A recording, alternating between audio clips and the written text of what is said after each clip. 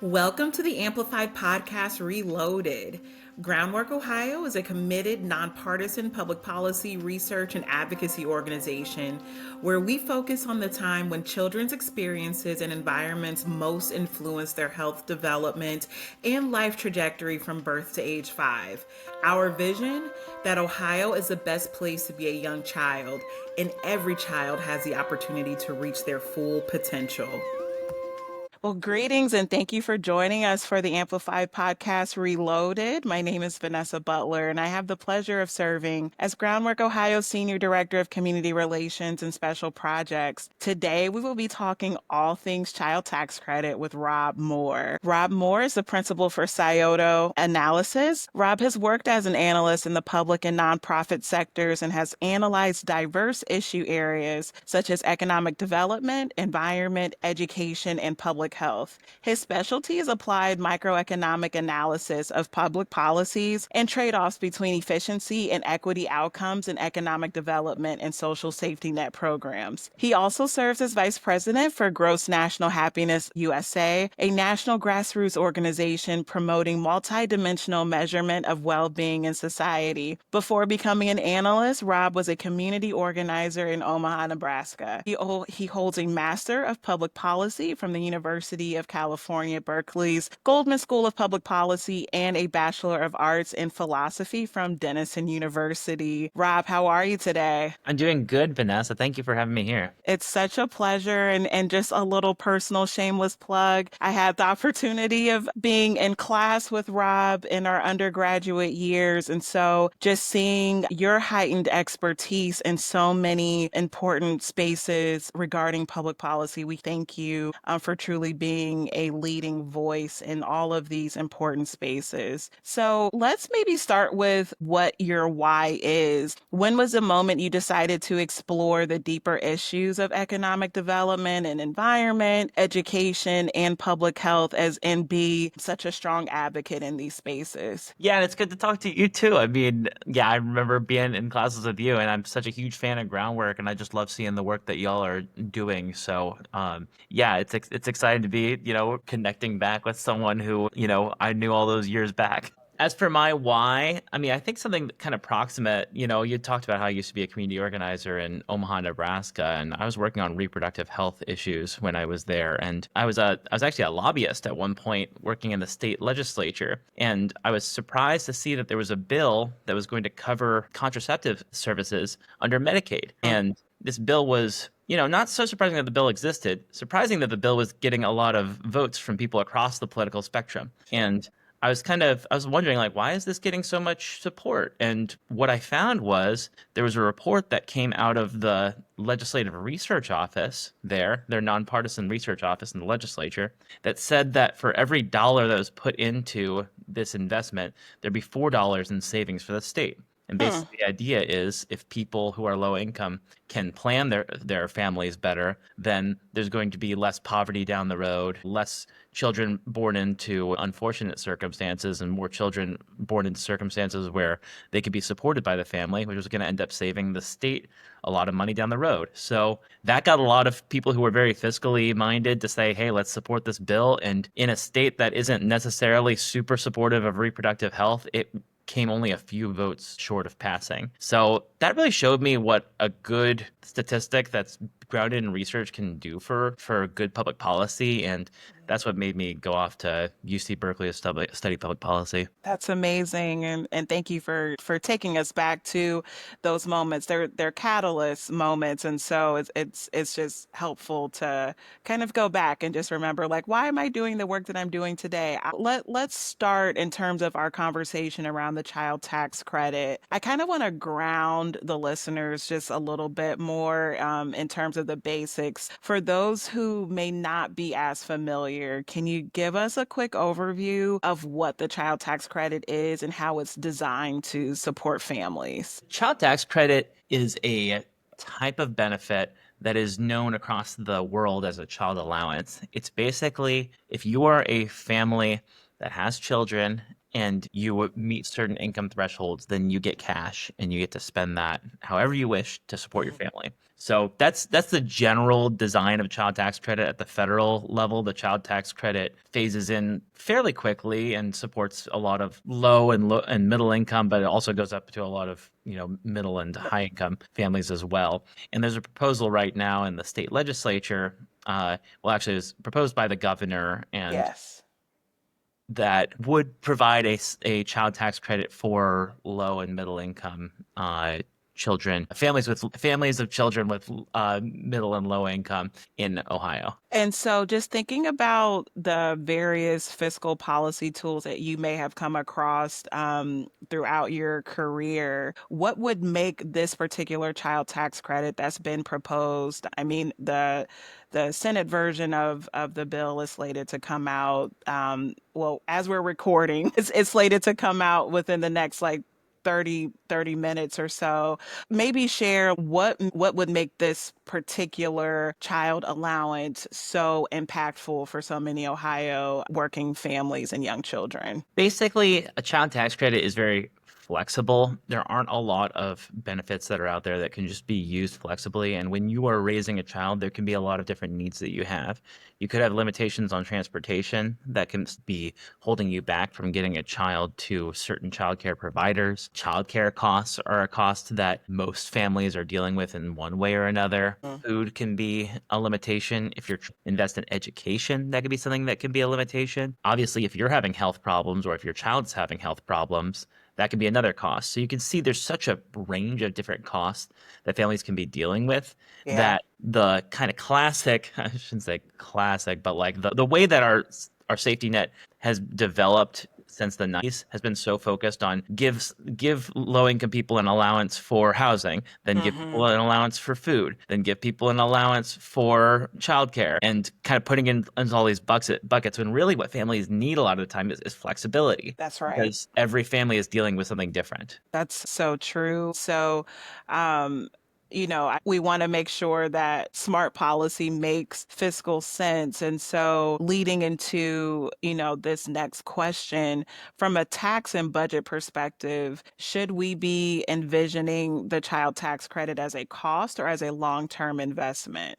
Or both? I think any public policy that you're looking at, you need to look at both sides of the ledger. What costs are going to be levied by it and what kind of benefits are going to come from it. We do a lot of cost benefit analysis at Scioto Analysis, and we actually did a cost benefit analysis on the child tax credit in 2023. And that kind of led us into a lot of these conversations and led us to being connected with Groundwork on some of this work. And what we found when we applied that model to the governor's proposal was that there'd be about $760 million in net benefits that would come from this program.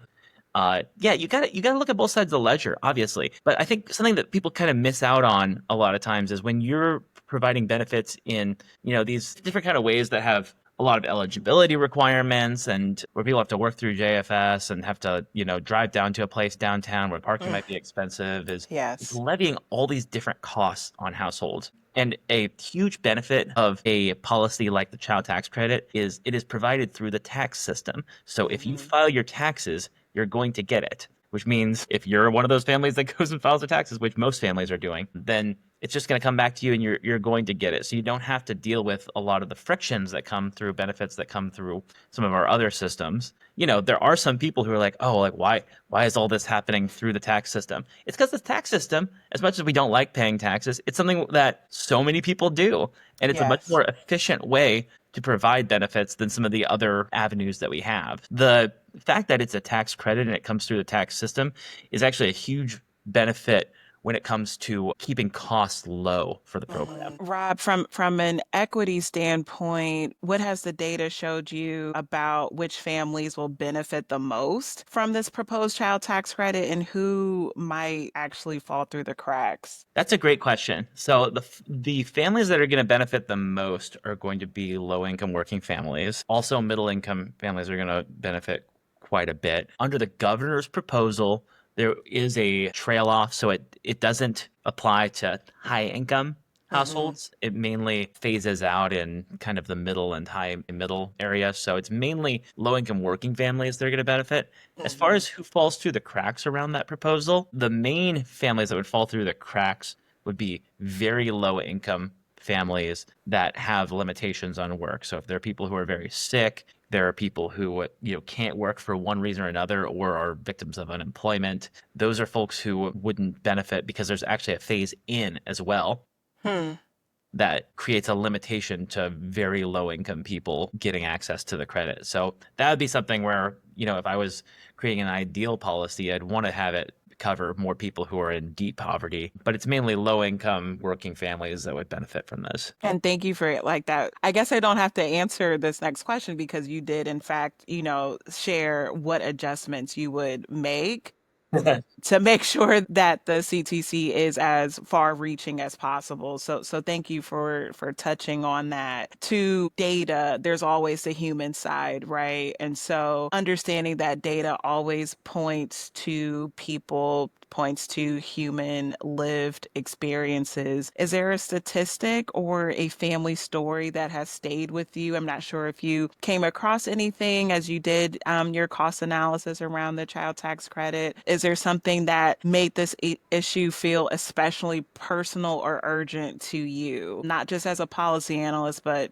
just as a human being? I think a lot of families are dealing with, rising costs, and this is obviously a piece of this conversation is how can people be able to provide for their families in in the face of all the inflation that's happened over the past few years, and also just in the face of how a lot of these costs are rising more and more for families. I mean, I have a lot of close friends who are having children now where I'm about that age where everyone is getting into that phase in life. So I've seen a lot of that happen, firsthand. But when I think about what the big impact of this could be, you talked about a statistic. There was a study that was done, an analysis that was done by the Columbia University Center on Poverty and Social Policy. And they've done a lot of great child tax credit work. And what they did was they looked at the expansion of the 2021 child tax credit. So this was an expansion that happened the during the COVID-19 pandemic, where we were trying to support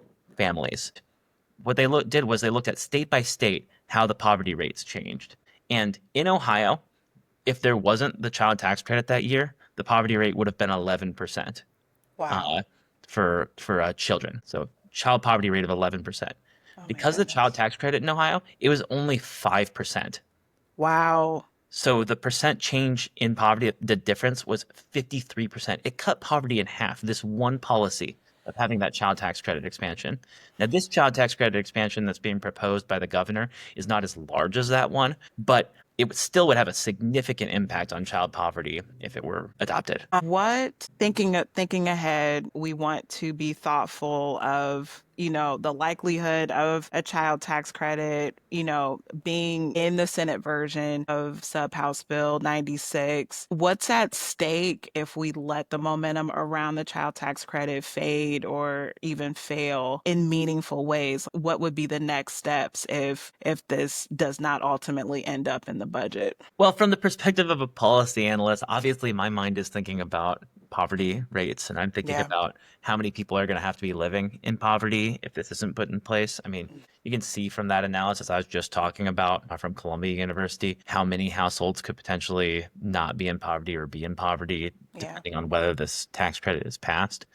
But it's also a long-term investment in the state. So, those same researchers in Columbia University who are working on this, they've done an incredible cost-benefit analysis on child tax credits. And, some of the biggest impacts that they see from more investment in child tax credit are higher earnings for children in the Mm-hmm. future, better health and longevity for those children, even health and longevity impacts for the parents of those children, That's right. lower expenditures on child protection, lower expenditures in crime victimization that happens because of this, children's healthcare costs, parents' healthcare costs. Yeah, I mean, all of these are benefits that they have done projections on and that we've done projections on in ours. And these are all things that we'll be missing out on if the state decides to pass over this chance to pass a child tax credit. What role can advocates, business leaders, and even parents, Groundwork tries to be very thoughtful. We are very thoughtful in incorporating the voices of families from all over the state in both metro and rural areas. What greater role can we have in playing and shaping the conversation around this policy? I think the obvious thing that can be done by anyone who wants to advocate on behalf of children and families for a child tax credit is to speak to your senator. That's really the important place right now where these conversations are being had. The governor had this, proposal that would have benefited a lot of people in his executive budget, and then the House struck it and removed it. So really it's going to be on the Senate to be pushing for that to be reintroduced. So you talked about how we're like in this phase here. Even if it isn't included in this Senate budget, it still could be a part of the conversation during the reconciliation between the two, the House and That's Senate right. budget. Yes. Making sure that you're contacting your senator and talking about it, I think, is really important. What gives you hope when it comes to, kind of building even more bipartisan support? I mean, just to your point, we still have the omnibus bill that will come out. We still have conference committees, so there is still time before June 30. What gives you hope in these final days and weeks before the final budget comes out to support pro-family economic policies such as the child tax credit? It's been exciting to see this policy and the kind of attention it's got from people across the political spectrum. Mm-hmm. In 2017, when the Tax Cut and Jobs Act was passed, the Trump administration engineered one of the biggest increases in the child tax credit in its history. And then that was followed up by the 2021 expansion of the child tax credit that happened under the Biden administration, a Democratic House. And then again, J.D. Vance has been a big supporter of child tax credits at the federal level. We've seen Josh Hawley out of Missouri supporting Yes. them. Donald Trump, after his 2017 expansion, has still been supportive at the federal level. So that's all just federal stuff that's happening. And then we can see the conversations that are happening here at the state level with the Republican, governor being very supportive. And then there also being proposals in the General Assembly from Democratic legislators to have a child tax credit. So it's good that this is a policy that hasn't necessarily been politicized down, our culture war Mm-hmm. partisan lines that people are seeing, the potential benefits this could have for children that kind of goes beyond our partisan squabbling. That's right. That's right. It's refocusing the conversation in its rightful place. So thank you for providing that snippet of hope. We ask all of our guests to end on this question. Rob, describe a scene from your vision of the future for Ohio's youngest children and their caregivers. What does that look like? What does that feel like for you? Ultimately, poverty is a policy choice. And child poverty is a policy choice. We've seen places like Canada and the UK cut child poverty in half. We've seen it happen in the United States in 2021 with the passage of the expanded child tax credit. There are easy, it's not easy politically, but it's easy from a policy standpoint for us to end poverty. And Yes. that's programs like this that give people that guarantee that people have income in order to take care of their children. This was something that was a big deal all the way back in the Nixon administration, where Mm. Nixon was working with Congress to put forth a minimum guaranteed income. Then there are a lot of this is something people have been talking about for a long time. From a policy analytic perspective, it's not at all. It's just whether people politically think that poverty is something that is acceptable to have. Thank you so much for sharing your time and expertise here on Groundwork's Amplified Podcast Reloaded. I cannot thank you enough for your continued leadership in these spaces that truly impact the lives of so many human beings. So thank you. Please remember, if you care for love a young child in Ohio, you are an expert and your voice matters. Amplify your voice by sharing your own lived lived experience, supporting others and sharing their stories, and advocate for changes that will support families and young children in all of our various communities across the state. Please also rate, review, and subscribe to the Amplified Podcast Reloaded on Groundwork Ohio's YouTube channel. If you wish to engage with Groundwork Ohio to amplify your voice and support policies to improve the lives of Ohio's youngest children, please visit www.groundworkohio.org. Until next time.